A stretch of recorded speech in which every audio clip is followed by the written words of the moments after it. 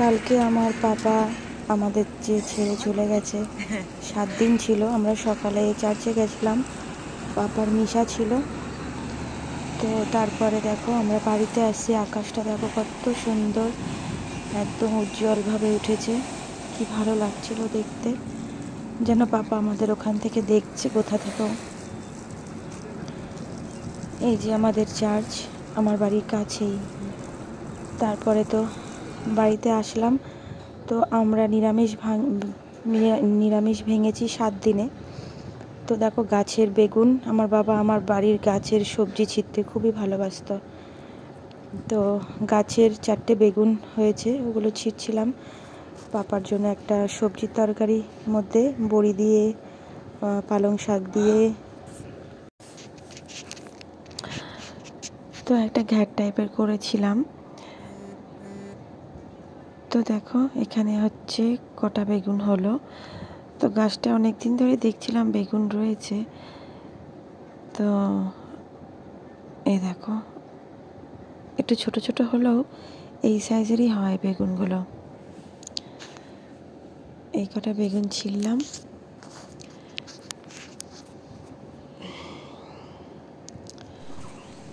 তো তারপরে আমরা রান্নাবান্নার পরে আমরা গেছিলাম কবরস্থানে। 7 দিনের দিন কবর নেপতে হয়, 3 দিনও নেপেছিলাম। তো কবরস্থানে আমরা সবাই গেছিলাম।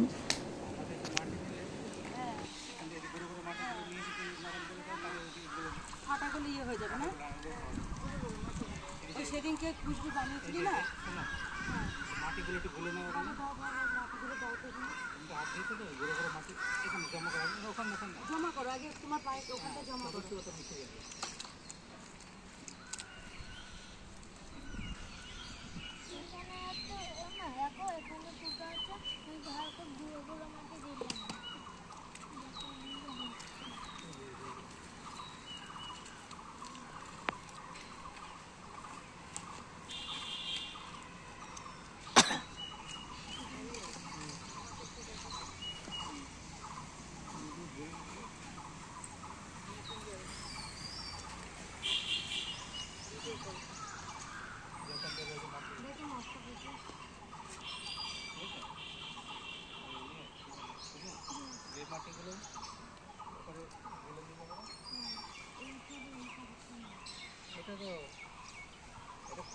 এটা খুদে নিত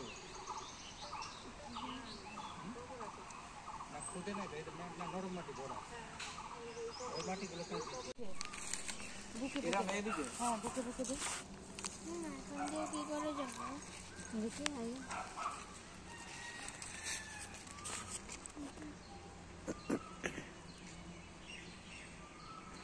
ছিটি ছিটি ওইটা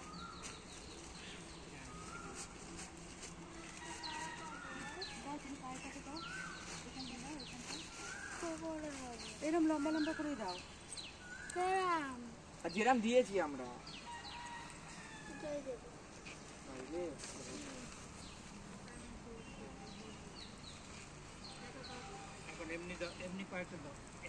তো কবরটা ভালো করে নেবে দিয়ে তারপরে ফুল দিচ্ছিলাম। তো আমার মামাও এসেছিলো, তো মামা কলকাতায় থাকে, মামাও এসেছিলো। আমরা 7 দিনে বাড়িতে, আমার বাড়িতে প্রার্থনা দিয়েছিলাম, বাবার মাদের বাড়িতে তো হয়েছেই। মাদের বাড়িতে 3 দিনের প্রার্থনা হয়েছে, আর এখনও পর্যন্ত রোজই হবে 40 দিন পর্যন্ত।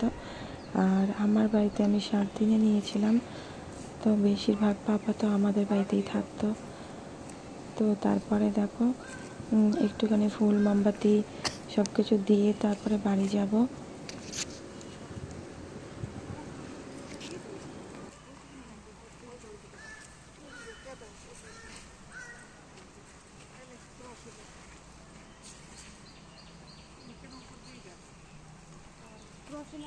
আমাকে পাঠিয়ে দিও পরে, হ্যাঁ আমাকে পাঠিয়ে দিও ফোনে, বুঝছো কি করলাম?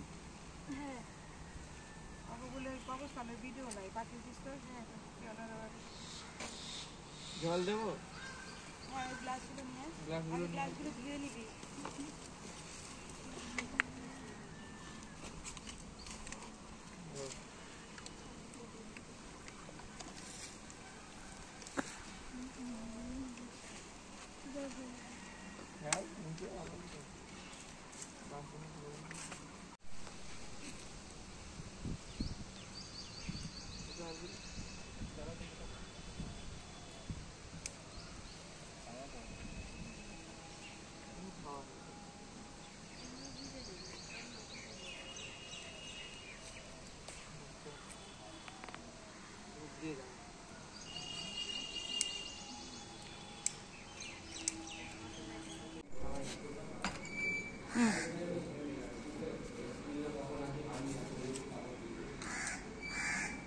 পিতা প্রণাম করে আসো।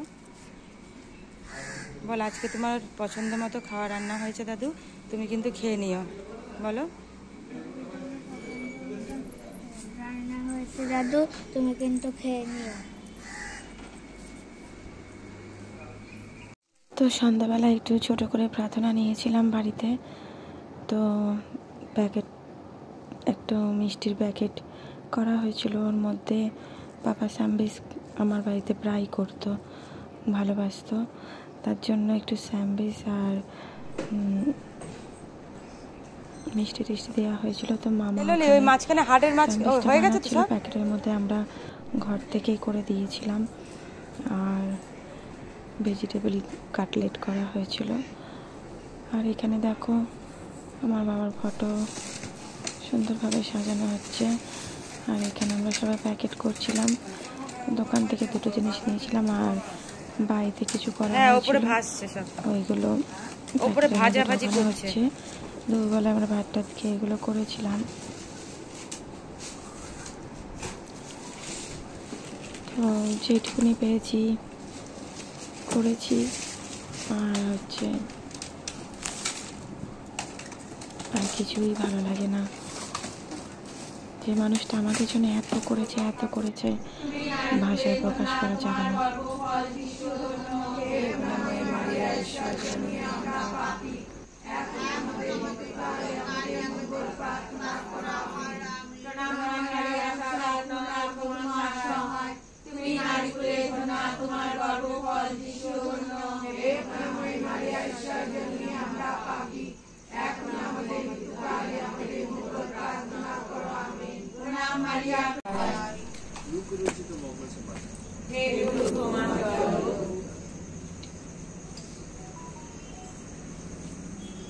এমন কোনো ভালো গাছ নেই যে গাছ রুগ্ন ফল দেয়, তেমনি এমন কোনো রুগ্ন গাছও নেই যে গাছ ভালো ফল দেয়। কেননা ফল দেখে তো প্রতিটি গাছের পরিচয় পাওয়া যায়। লোকে তো কাঁটা গাছ থেকে অঙ্গুর ফল পড়ে না, কিংবা শিয়ামল গাছ থেকে আঙ্গুরও তোলে না।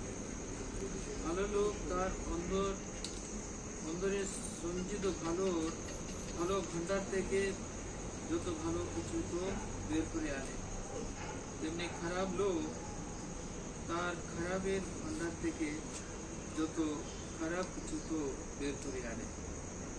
কেননা মানুষের অন্তর যা দিয়ে ভরা থাকে, মানুষের মুখ তেমনই কথা বলে। এইগুলো প্রভু যিশুর মঙ্গল সমাচার। খবরাতে এসেছিলেন, কিছু সাংবাদিকরা তার কাছে গিয়ে জিজ্ঞাসা করলেন, আমাদের জন্য কিছু লিখে দেন। তখন মহাত্মা গান্ধী এটাই বলেছেন, কিছু লিখবার নয়, আমার জীবনেই লেখা।